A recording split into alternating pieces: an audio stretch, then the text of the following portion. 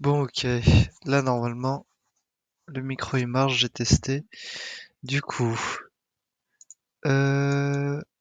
en fait, ça m'a laissé le temps pour réfléchir, donc je vais directement parler de d'abord toutes les techniques sur TradingView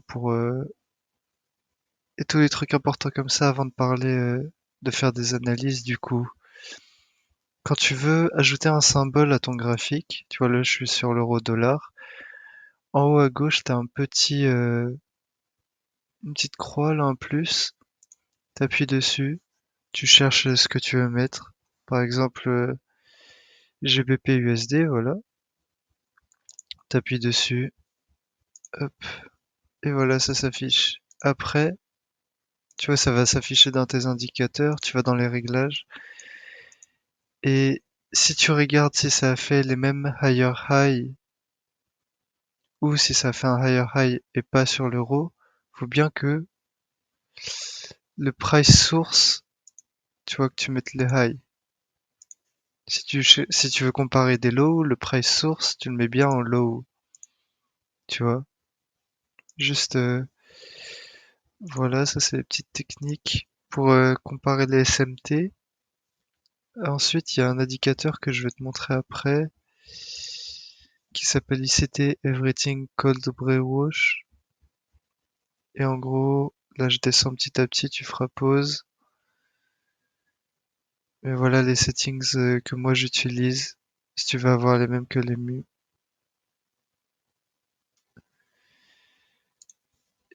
Voilà.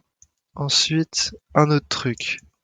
Comme ça, je n'aurais pas à le dire à chaque fois, mais en gros, tu vois, quand je note un order block, moi je prends, tu vois, je vais reprendre celui-là. Hop. Donc là, un, 2, 3, ces trois bougies là, c'est le corps le plus bas. C'est un order block bearish. Ma ligne, je la mets tout le temps sur le corps. Quand tu vas, quand tu utilises les order blocks, faut toujours utiliser les corps. Ok? Par contre, quand tu fais un range, quand tu veux établir un range, là tu peux utiliser les wicks, en gros les queues des bougies, tu vois. Ça c'est juste les technicalités.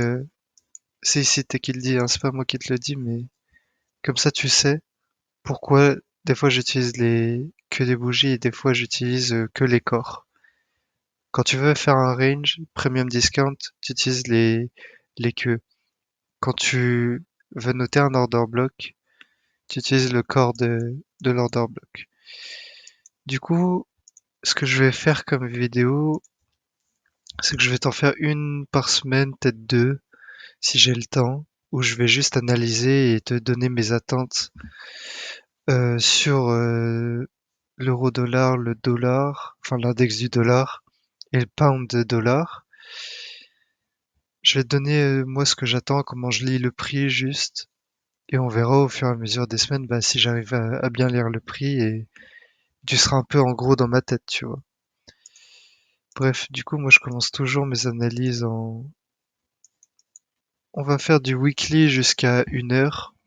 Après peut-être que les jours suivants, enfin les semaines qui arrivent, là on descendra en 15 minutes, peut-être en 5. Mais on va commencer d'abord sur les hauts time frame, comme ça tu lis le prix un peu d'un point de vue plus grand, tu vois. Bref. Du coup, en weekly, carrément, on va aller en monthly, comme ça tu captes bien. J'imagine t'as déjà vu bon la vidéo qui a bugué, mais je vais tout réécrire comme ça tu sais. Alors, là je trace le range. Tu vois, il y a ce lot ici, c'est le dernier lot qui a été créé avant de prendre tous ces highs et le dernier lot avant une grande expansion vers le haut. C'est-à-dire que maintenant, ça, c'est notre nouveau dealing range. On a le premium en haut, le discount en bas. Le prix est allé plusieurs fois dans le discount, il a toujours réagi, mais il n'arrivait pas à casser bah, le haut du range et donc en créer un autre. Ce qui fait que, bah, à force, ça crée un support, plusieurs swing low au même endroit. C'est de la liquidité à aller chercher. Souvent, ça va le faire, hein. Autour des 50%, ça crée de la liquidité.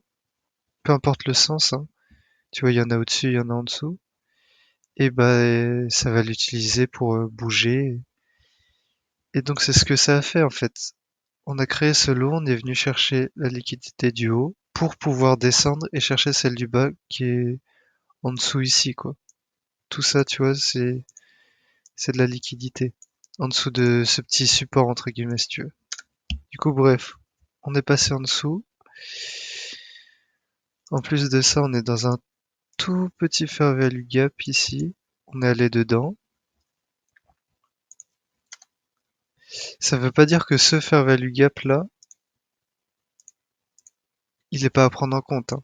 C'est juste que, ça c'est pour tes notes aussi, quand un fair value gap il est testé plusieurs fois, il est un peu plus faible.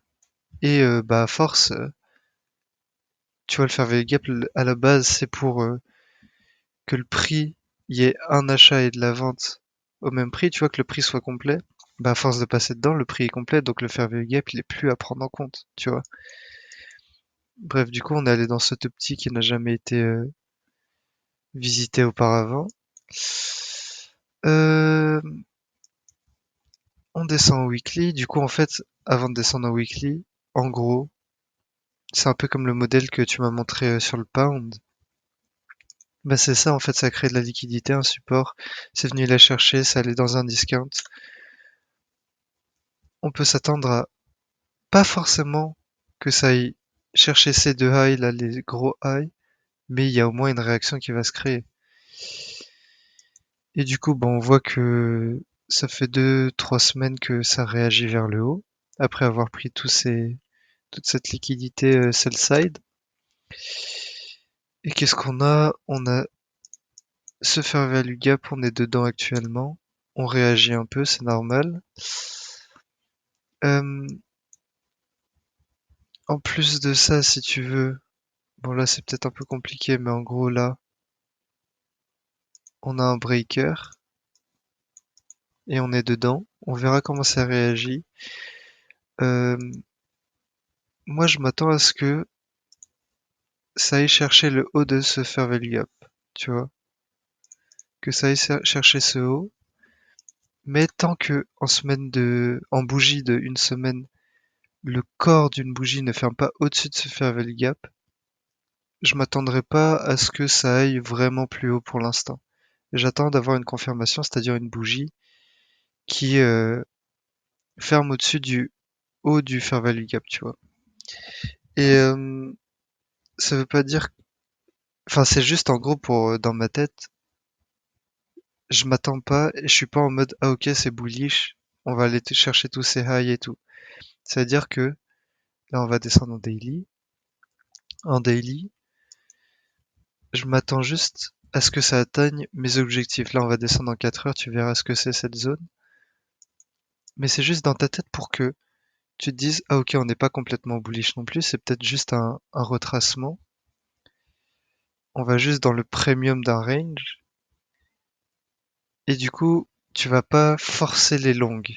Et tu vas t'attendre à ce que c'est juste t'es préparé mentalement à ce que bah, ça se retourne et que ça descende plus bas. Puisque c'est juste logique avec le prix.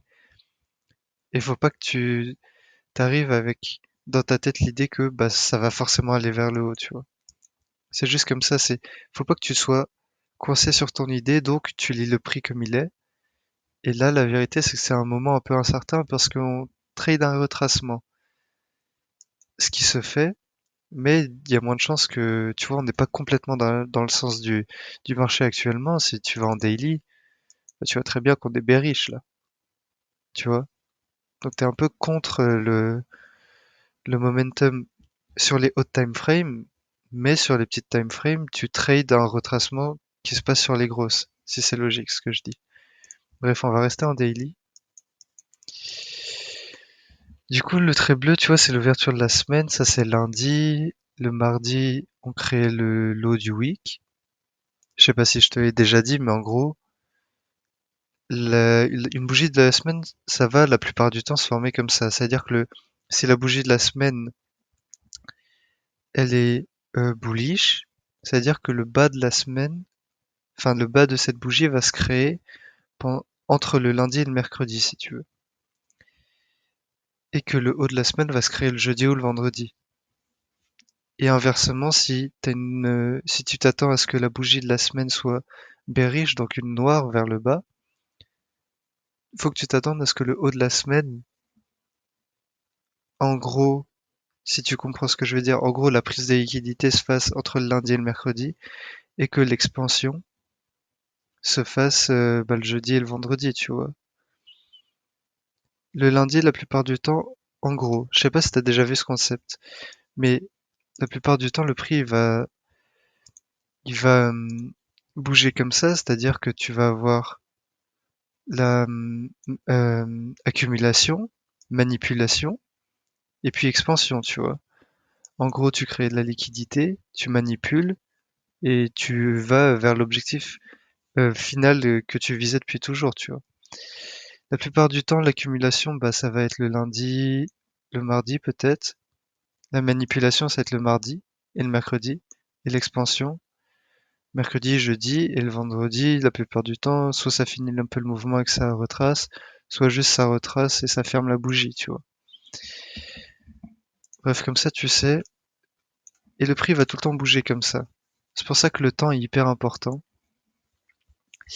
Et du coup, tu vois, c'est ce qui s'est passé. Lundi, on a créé le lot de lundi, si tu veux. On a pris ce lot. On a pris aussi ce lot qui a été créé vendredi dernier. La liquidité de 2 jours, on l'a pris mardi. Et ensuite, on est monté vers le haut. Et on est allé chercher ce gap, tu vois, le corps des bougies ne se touche pas. T'as le fair value gap et ensuite t'as le gap. Le gap, tu verras que ça se passe pas trop sur les paires euro-dollar et pound-dollar. Par contre, sur l'index du dollar, il y en a pas mal qui apparaissent. Et le gap, ça va encore plus attirer le prix que le fair value gap. Parce que il manque vraiment, tu vois, il manque vraiment du prix. Le prix, il est pas complet à cet endroit, mais pas du tout, tu vois. C'est pour ça qu'il va plus attirer le prix actuel. Maintenant, on y a été, on a réagi vendredi. Du coup, on va descendre en 4 heures. Et du coup, on voit en gros que là, on est dans un fair value gap, hop, un bullish fair value gap. Le corps des bougies n'a pas clôturé en dessous. Tu vois qu'on est passé en dessous, mais la clôture n'a pas été en dessous. Donc pour l'instant, il est respecté. Et du coup, mes attentes pour la semaine qui arrive, c'est de prendre ce high. Quand ça prend ce high, j'aurai fini ma semaine. Là, je vais noter ce fair value gap bearish, juste en mode objectif, et c'est logique que ça irait chercher cette zone, tu vois, qui n'a jamais été visitée encore. Mais mon objectif de la semaine, c'est ici. Quand ça a pris ici, sûrement que je rentrerai pas en trade dans cette zone, tu vois, pour atteindre celle-ci. Peut-être que j'attendrai juste que ça aille là et je verrai la semaine prochaine. Donc, je chercherai le plus de setup en dessous de cette ligne blanche, tu vois, dans ce carré entre guillemets. Ça, c'est l'endroit pour moi optimal pour trouver un setup long, puisque je pense que la semaine va être bullish, la semaine qui arrive. Cette zone, je prendrais un peu plus mes précautions, tu vois. Et dans ma tête, je m'attendrais à ce que ça bouge moins. Donc peut-être que je chercherais à faire moins de moins de bénéfices, tu vois. Peut-être je risquerais 1% pour en gagner peut-être que 1,5 et pas 2 ou 3. Donc voilà. Et du coup, là tu vois toutes ces lignes et tout. C'est avec l'indicateur que je t'ai montré, avec tous les settings au début. Si tu mets tous les settings, t'auras ça. Enfin, tous les settings que j'ai. En gros, c'est écrit en bas les jours de la semaine. C'est hyper important en vrai. Enfin, c'est hyper simple. Et c'est simple à comprendre et ça t'aide à visualiser. Tous les petits carrés gris, c'est la session asiatique. Et souvent, la session asiatique, comme je t'ai dit, ça va être l'accumulation. Ça va être là où tu vas créer la liquidité. Et on voit que euh, le jeudi soir, en gros, on a créé le carré, tu vois, il est petit, il est serré, c'est-à-dire que tu as créé un petit range. On a fait quoi pendant la, la session de Londres? On a pris la liquidité en dessous, on est allé dans ce fair value gap là, et on a continué vers le haut. En plus de ça, là, tu vois, t'as un breaker, toutes ces bougies noires là. Suis bien le curseur, hein. T'as un breaker, hop. Une info en plus, pour l'instant, peut-être ça va pas être utile, mais t'as le trait rouge, c'est l'ouverture de la journée. Le trait bleu, c'est l'ouverture de la semaine, tu vois. La plupart du temps, bah, le low, bien sûr, qui va se faire en dessous de l'ouverture de la semaine. Le low de la journée va se faire en dessous de l'ouverture de la journée. Si tu t'attends à ce que ça soit bullish. Et en gros, si tu veux, parce que ce concept, tu le, tu peux le rapetissir jusqu'à bah, tout ce que tu veux, mais en gros, tu vois le concept de la semaine où, si la semaine elle est bullish, le low de la semaine il va se faire au début de la semaine entre lundi et mercredi. Bah, le lot de la journée c'est pareil. Si tu t'attends à ce que ta journée soit bullish, ton lot de la journée souvent va se faire pendant la session de Londres, tu vois. Et du coup voilà. On avait une grosse news mercredi, je vais pas encore parler des news. Euh, même juste, enfin juste pour la semaine prochaine, je te dis ça comme ça. Mardi prochain, je ne traderai pas lundi et mardi parce que mardi, tu as une très très grosse news. Je crois que c'est l'annonce des taux d'intérêt de la Banque centrale américaine. Et du coup, pas de trade avant, tu vois. C'est pour ça que ce setup, malgré qu'il soit hyper beau et tout, je ne l'ai pas pris. Parce qu'il y a une grosse news mercredi, tu vois, cette bougie, c'était à 14h30. Tu vois qu'elle a fait beaucoup de mouvements et qu'ensuite ça a un peu, entre guillemets, débloqué le prix. C'est parce que c'est comme ça. Le prix va attendre les grosses annonces économiques pour pouvoir bouger. C'est pour ça qu'on trade pas avant. Bref. Du coup, mercredi, ce que ça fait, c'est que l'accumulation, elle s'est passée un peu avant la session asiatique et en fait, la prise de liquidité s'est passée durant la session asiatique. Du coup, un order block a été créé durant la session asiatique. Hop, là je te le note. Hop. Et du coup, ce qui s'est passé, c'est que c'était un truc de proba, tu vois. Et des fois, et tu verras dans les vidéos qui arrivent, tu vas avoir en gros des plans de journée. Le plan le plus commun, c'est le low ou le high de la journée se crée pendant la session de Londres. Mais des fois, tu vois, la session de Londres, elle va créer de la liquidité, comme elle l'a fait là. Et ensuite, la session de New York va faire un retracement. C'est ce qui s'est passé. On n'est pas allé dans ce fair value gap, on est allé juste au-dessus. Par contre, on est allé bah, dans l'order block. Et si tu traces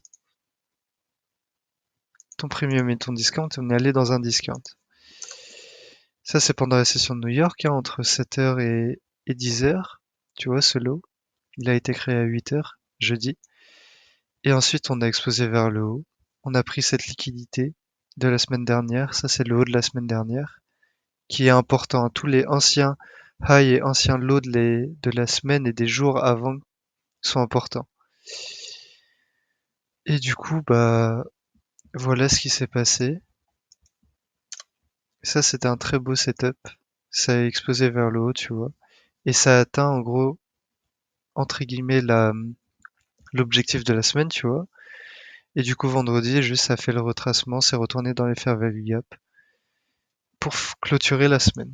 Et du coup, mes attentes, c'est bah, que ça prenne le haut de la semaine, que ça vienne clôturer, que ça aille chercher le haut du fair value gap. Et en fait, le haut du fair value gap, bah, ça coïncide avec ce fair value gap bearish en 4 heures. Je sais pas si t'as suivi, mais en gros, c'est ça. Et l'index du dollar, bah, ça dicte tout. Euh, dans le sens où bah, tu verras que l'euro-dollar, en fait, c'est juste. Je vais juste enlever ça. L'euro-dollar, c'est quasiment le même graphique, mais inversé. Donc, si tu veux, on peut regarder vite fait en weekly, mais en fait, ça va être la même chose. On est dans un truc bullish, on a pris toute cette liquidité, c'est normal qu'il y ait un retracement. Ensuite, en daily, on n'a pas atteint ce gros fair value gap là, et moi je m'attends à ce que ça aille dedans. Sauf que je le note pas puisque ça coïncide avec le load qu'on a créé de la semaine dernière. Donc, je veux pas surcharger mon graphique, tu vois. Mince. Euh, et du coup, là, on est dans ce Fair Value Gap bearish qu'on a créé. Les corps ont respecté le haut du Fair Value Gap. Donc, pour l'instant, tout va bien, il est respecté. Et je m'attends à ce que bah, la semaine prochaine, ça prenne ce lot.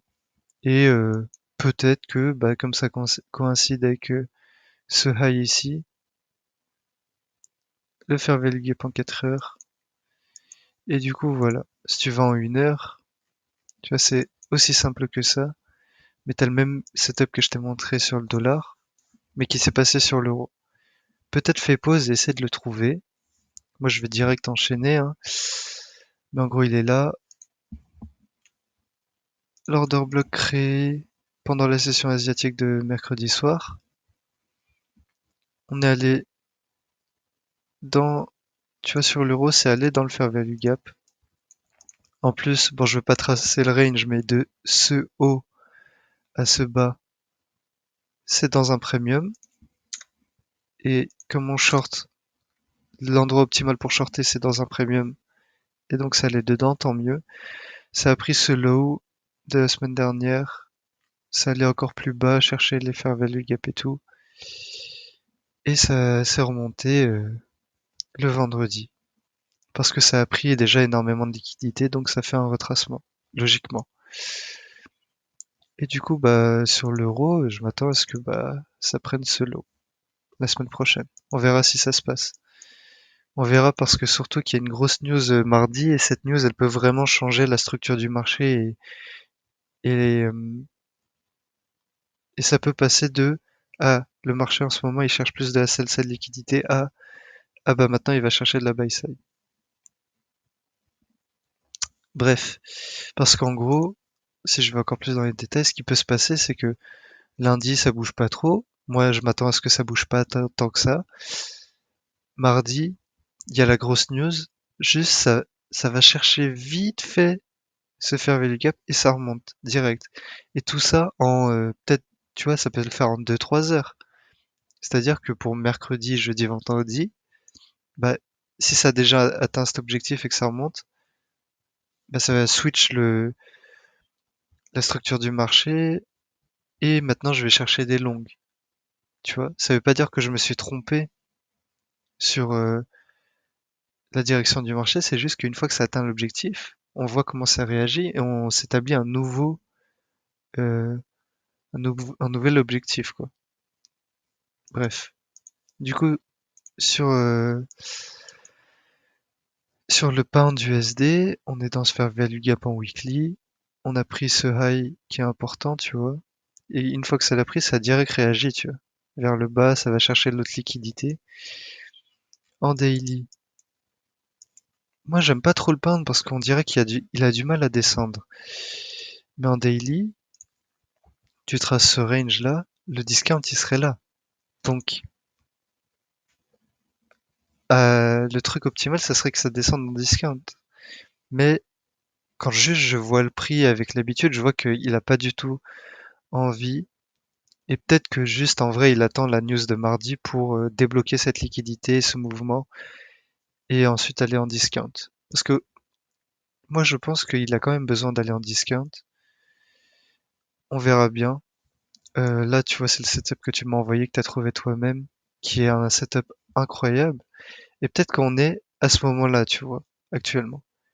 Et peut-être qu'on va remonter un peu ici, pour ensuite redescendre et aller dans le discount plus tard. C'est pour ça que dans ta tête, tu dois pas te dire, ah là, on est bearish, c'est obligé que ça aille dans un discount. Non. T'as tout ce mouvement-là, qui va peut-être se passer comme il s'est passé ici. Et tout ça, bah, soit, si t'es vraiment pas sûr, tu le trades pas, mais tout ça, c'est tradable, tu vois. C'est pour ça que tu dois pas te bloquer dans une idée et une direction du marché, parce que en fait, tu dois pas prédire où est-ce que le marché va aller. Tu dois juste t'adapter et réagir à ce qui se passe, tu vois.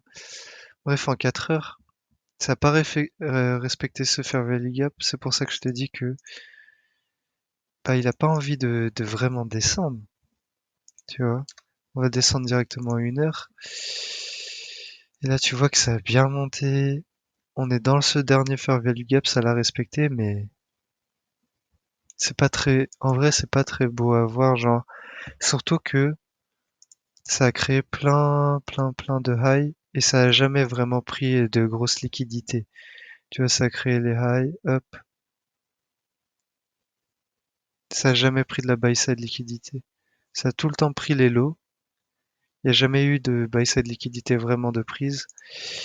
C'est pour ça que ça, tu vois, il y a énormément de liquidité. Ça m'étonnerait pas que ça puisse remonter ici pour descendre.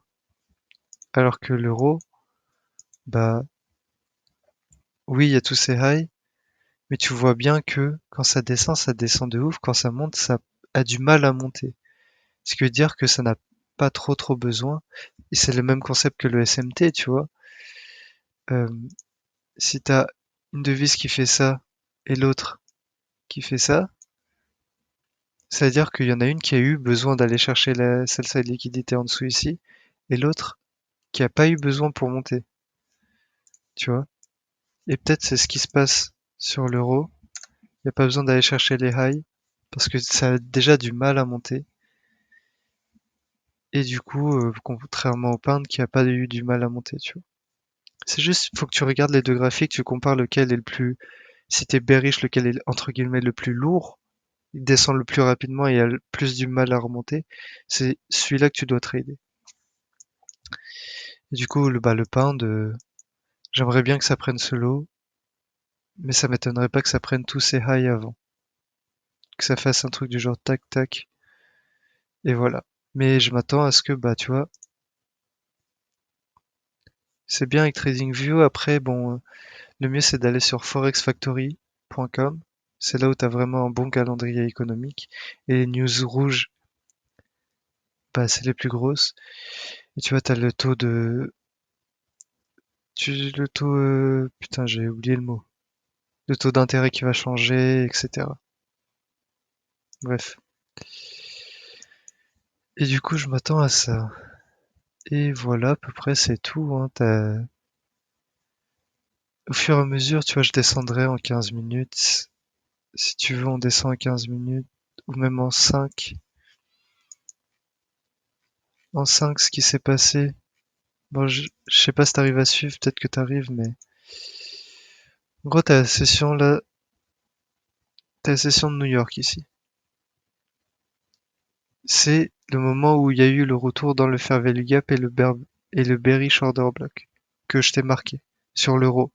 Le bearish order block de la nuit de mercredi de la session asiatique. On est allé dedans. Et pour raffiner tes entrées, en gros, tu vois ici.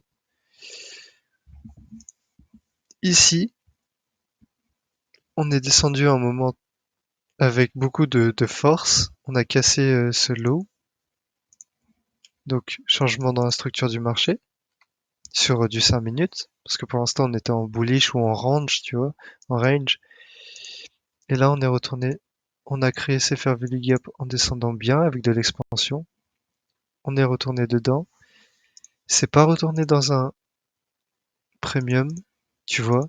C'est pour ça que le but, c'est que tu sois dans un premium ou un discount sur une haute time frame. Moi, et là, je te dis pas ce que ICT m'a appris, je te dis, moi, de mon expérience, sur du 5 ou limite du 15 minutes, c'est pas si important d'être dans un premium ou un discount. Le plus important, c'est d'être dans un premium ou un discount sur des hautes time frames. Et là, on l'était, tu vois. Parce que le range en une heure, si t'arrives à suivre, bah, c'est ça. On a été, on a cassé en dessous, on est allé chercher la liquidité, tu vois, en premium. On a cassé en dessous, on est retourné en discount avec de la force. Donc pour moi, c'était logique en gros que ça descende vers le bas. Et donc l'entrée, c'est simple, tu rentres au premier fair value gap, ton stop loss est au-dessus du dernier high, swing high, et tu vises soit les lows ici, soit moi je te dis je vise toujours 2 R quoi, en moyenne. À part s'il y a plusieurs choses qui choses un peu inhabituelles qui se passent, c'est-à-dire par exemple les vendredis ou avant une grosse news, je vais pas trop chercher pour du 2R, juste je vais chercher pour du 1 ou 1.5 R. Là, il y a eu une news avant, à 14h, 14h30 je crois. Tu vois tout ce mouvement-là, c'est du 14h30. C'est la grosse news. Et donc en gros la liquidité a été débloquée, donc je m'attendais. En plus on était jeudi, on n'était pas vendredi, fin de journée. Donc je m'attends à ce que ça bouge bien, tu vois. Du coup voilà. Et tu vois pourquoi c'est risqué de trader avant une news? Parce qu'en fait, souvent les news, juste avant les news, ça va chercher sur une petite time frame en 5 ou en 15 minutes de la liquidité, buy side. Tu vois, c'est ce que ça a fait. Ça a créé de la sell side et ça allait la chercher. Et le truc, c'est que si t'es en trade avant, bah, il y a un monde où, par exemple, si t'étais rentré dans ce fair gap ici, tu vois, il y a un monde où la buy side, ça l'aurait pas cherché que au-dessus de ça, mais au-dessus de tous ces highs.